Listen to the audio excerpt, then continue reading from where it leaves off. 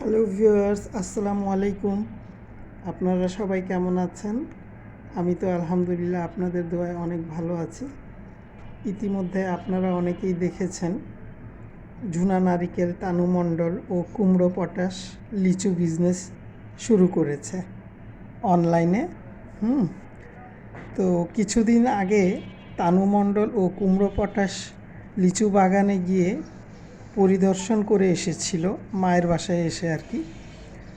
সেই সময় আপনাদের সাথে এই কথা আমি একটা ভিডিওতে শেয়ার করেছিলাম। সেই ভিডিও দেওয়ার পর এই তানু মণ্ডল বেশ কিছুদিন কোনো ভিডিও আপলোড করেনি, ঠিক আছে। তো গতকাল একটি ভিডিও শেয়ার করেছি লিচুর বিজনেস নিয়ে, একটি ভিডিও আপলোড করেছে। এই কয়দিন গ্যাপের মধ্যে অলরেডি তাদের এই 7,000 লিচু পার্সেল হয়েছে। মানে তারা অর্ডার কনফার্ম করে তারপর পার্সেল অলরেডি করে দিয়ে কালকের ভিডিওতে অনলি দেখাচ্ছিল যে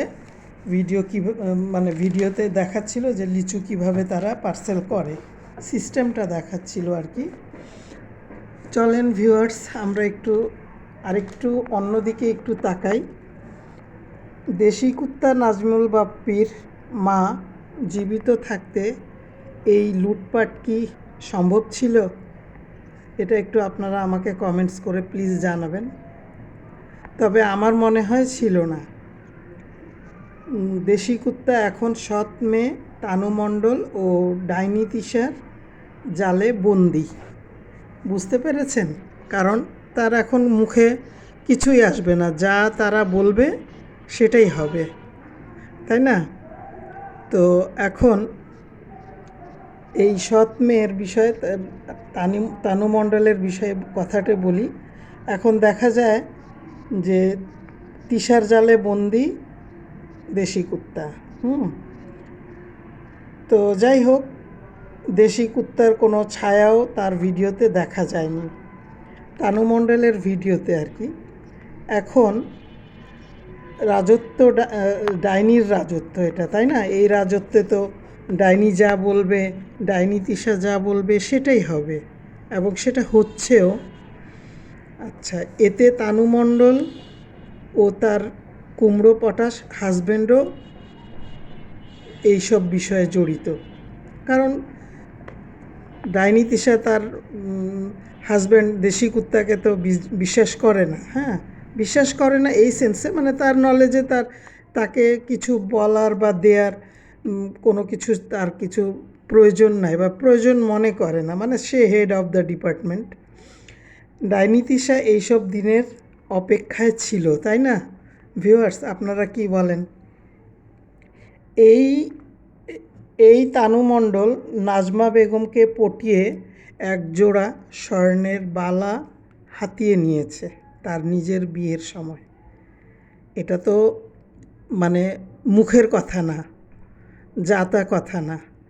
উনি যদি নিজেও দিয়ে থাকে, তাকে সেই পর্যায়ে মানসিকভাবে একটা মায়া দেখিয়ে, ভালোবাসা দেখিয়ে অর্জন করে নিয়ে, অর্জন বলতে এটা না, ভালো সেন্সে না। সে ভেবেছে যে আমি এভাবে মিশলে আমাকে সে বড় কিছু দিয়ে যাবে, হ্যান ত্যান, এরকমই বিষয়টা। এদিকে ডাইনি তিশা পদ্মার চরে খুকির উপর সেই লেভেলের মানসিক অত্যাচার। তার অবর্তমানে তার দুই বোন পরকীয়ার রানী ও ওই ভুতুড়ি, মেকআপ ভুতুড়ি, এই দুইটার উপরে সে তার দায়িত্ব দিয়েছে যে তারা যেন খুকির পিছনে লেগে থাকে। এবং সাথে আরও কে কে আছে সেটা বলছি। সেটা হচ্ছে নেশাখোর এবং জুয়ারি শাহিন, এবং তার অটোপাস বউ চ্যাপা শুটকি শারমিন। আচ্ছা, শ্বশুরবাড়ি তারা ডাইনি তিশার হুকুম পালন করছে। যে ডাইনি, অর্থাৎ ডাইনিকে বুঝাচ্ছি আমি। ডাইনি তিশা শাশুড়ির সাথে 18 দিন নাকি 17 দিন কথা বলে নাই পদ্মার চরে যখন বেড়াতে আসছিল। এই কথা না বলা অবস্থায় পদ্মার চরে 20 থেকে 25 দিনের মতো ছিল, অ্যাকুরেট আমার মনে নেই, তবে এরকমই হবে, লং টাইম ছিল তারা সেখানে। হ্যাঁ, তো নাজমা বেগম এর মধ্যেই মানে নাজমা বেগমের হার্ট অ্যাটাক হয় এবং উনি খালি ঘরে অনলি তার নাজমুল বাপ্পির ছেলেটা সাথে ছিল, কিন্তু ও তো ছোটো মানুষ, তখন তো সে আরও ছোট ছিল এবং এগুলো বিষয়ে তো তার এত অভিজ্ঞতা বা জ্ঞান থাকার কথাও না। নাজমা বেগমের হার্টে মৃত্যুর সংবাদ শুনে তখন মানে অনেক দিন সে ভিডিওতে ক্যামেরায় আসে নাই, মানে এমন একটা ভাব দেখাইছে তার মতো শোকার্ত দুঃখিত কেউ না, মানে একমাত্র সেই বুঝতেছে তার শাশুড়িকে হারায়। সব এগুলা কিন্তু সবই নাটক।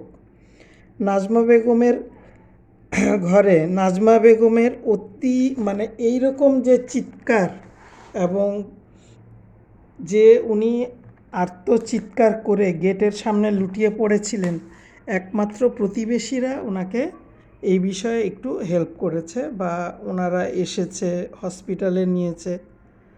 যাই হোক, তো আপনারা এইটুকু শুধু আপনাদের কাছে এইটুকুই আমি বলি যে সে যে কি থার্ড ক্লাস মহিলা বলার মতো না। ছোট ভাই মিজানকেও কিন্তু সে একসময় থাপ্পড় মেরেছিল এবং সেদিন একটা ভিডিওতে সে টাইটেল দিয়েছে কি জানেন, যে থাপড়াবো।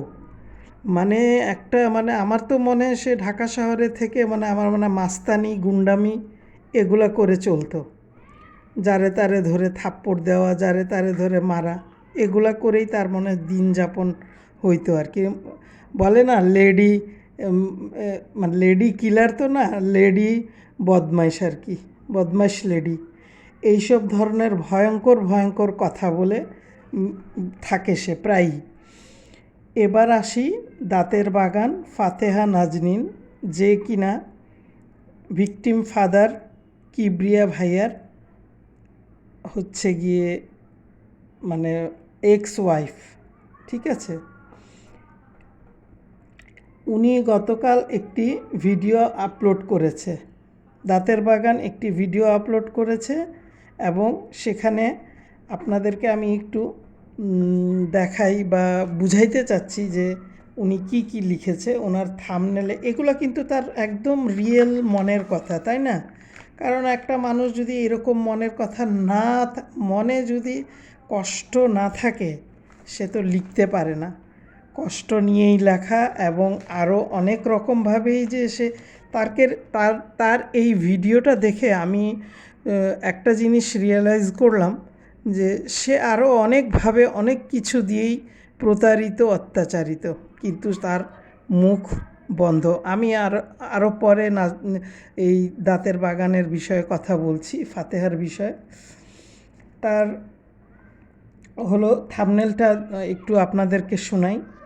নিজেদের লিচুর বাগান থাকতে আমাকে কেন দেশ থেকে লিচু কিনে আনতে হলো? Question mark. মা থাকলে ঠিকই প্রতিদিন বলতো।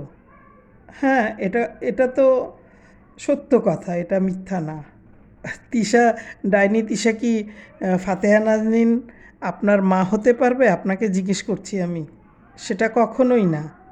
আপনি যদি মা কেন আরও কিছু ডাকেন, আরও অনেক সম্বোধন ওনাকে দেন, সম্বোধন করে ডাকেন, আরও বড় কিছু টাইটেল দেন, সেটাতেও কাজ হবে না। সে তার কাজ হচ্ছে নিজে কিভাবে আমি উপরে উঠতে পারবো, তার নেচারটা হচ্ছে এই টাইপের। টাইটেল ছিল ফাতেহা নাজনীনের, নিজেদের বাগান থাকলেও সেই বাগানের লিচু রিজিকে নাই। 100% রাইট। রিজিকে থাকবে কোত্থেকে? এখানে তো ওই ঝুনা নারিকেল, তানু মণ্ডল ও কুমড়া পটাশ ভুড়িয়ালা, ওই বস্তির ফকিরনির ছেলেটা, তারা তো গিয়ে অলরেডি লিচুর বাগান থেকে লিচু দেখে টেখে চলে আসছে এবং এটা হোয়াটসঅ্যাপ নাম্বার দিয়ে অলরেডি অনলাইনে অর্ডার নেওয়া শুরু করে দিয়েছে এবং অলরেডি 7,000 লিচু তারা পার্সেলও করেছে। যাই হোক, আচ্ছা বাকি টাইটেলটা বলছি, একটা সেন্টেন্স মাত্র। তাই কিনে আনতে হলো দেশ থেকে লিচু। আচ্ছা ফাতেহা নাজনীন, আপনাকে আমার একটা প্রশ্ন ছিল, আপনি কিনে আনবেন কেন? আপনার ভাই দেশি কুত্তা সে কোথায়? আপনার একদম মানে সহজ সরল পবিত্র নিষ্পাপ ভাবি কোথায়? উনি আপনাকে পার্সেল পাঠাইতে পারে নাই, আপনাকে আরেকজন কেন পার্সেল পাঠাবে? তাই না? বিষয়টা এরকম না? এটা আমি বুঝতে পারছি যে এটা ওনার ফুল ভিডিওতে উনি কোথাও এই ধরনের কোনো কথা বলে নাই, বাট ওনার টাইটেল এবং থাম্বনেল ওনার মনের একটা মানে হয় না যে সারমর্ম, আমরা যেটা এমন একটা রচনা লিখতে গেলে আমরা যেমন সারমর্মটা এক মানে অল্প কথায় বুঝিয়ে দিই, তার ভিডিওর মূল মানে বক্তব্যটা সে টাইটেল এবং থাম্বনেলেই বুঝিয়ে দিয়েছে। তো এখন একটা কথা কি, এই ফাতেহা নাজনীন দাঁতের বাগান, হ্যাঁ, সে এগুলো কিন্তু অনেক দুঃখ নিয়ে লিখেছে। ওটা এখন একটু পাশে রাখি। আচ্ছা এই দেশি কুত্তা, এদিক আস।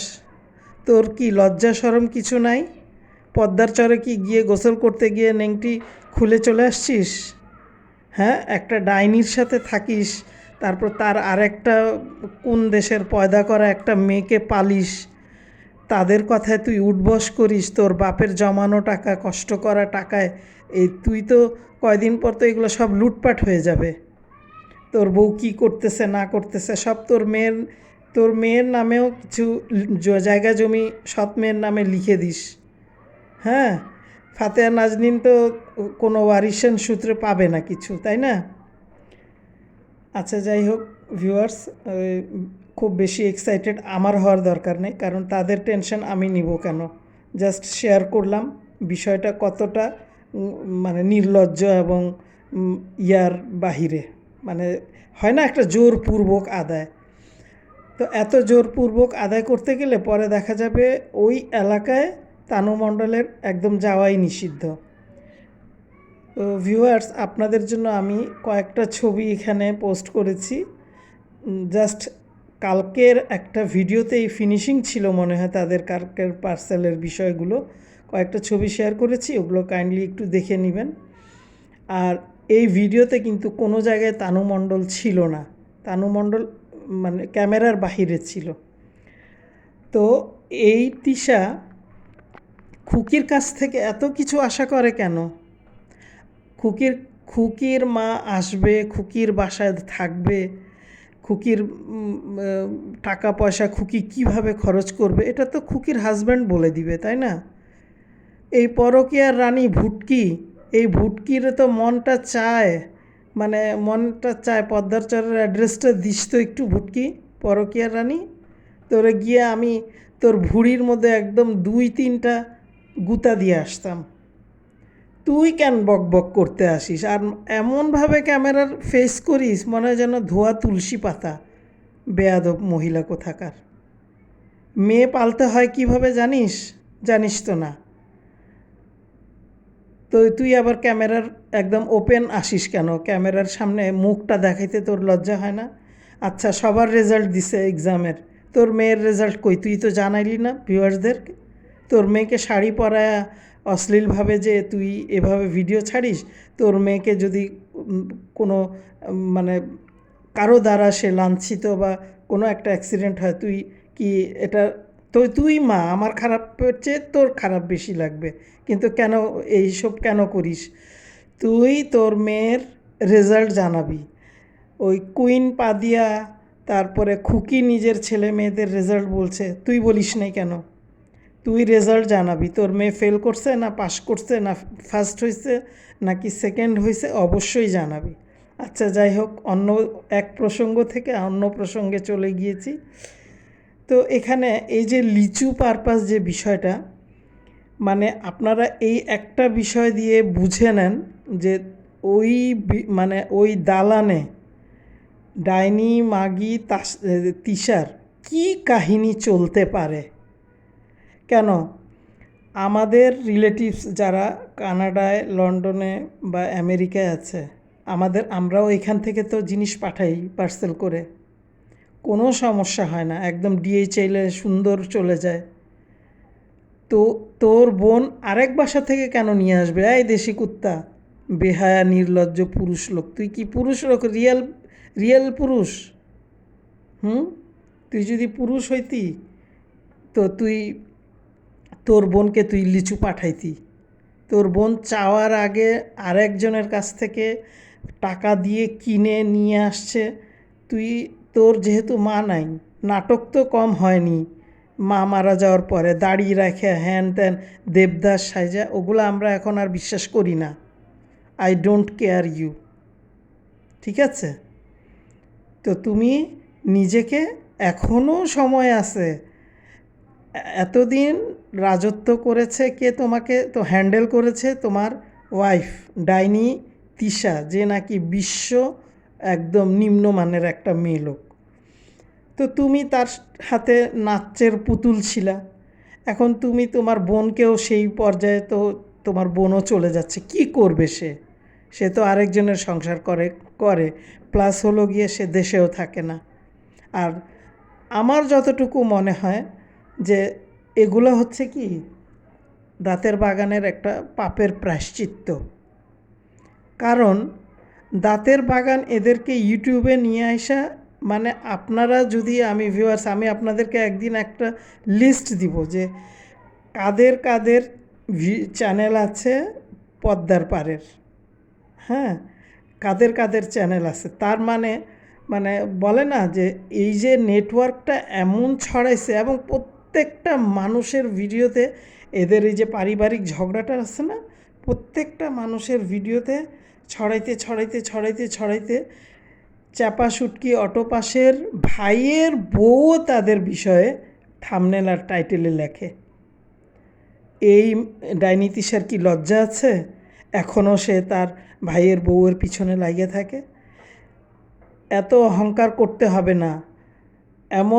এমনও এক ভিডিও আমরা দেখছি, তুমি চাপা শুটকি অটোপাসকেও তুমি একদিন বাস দিছিলা।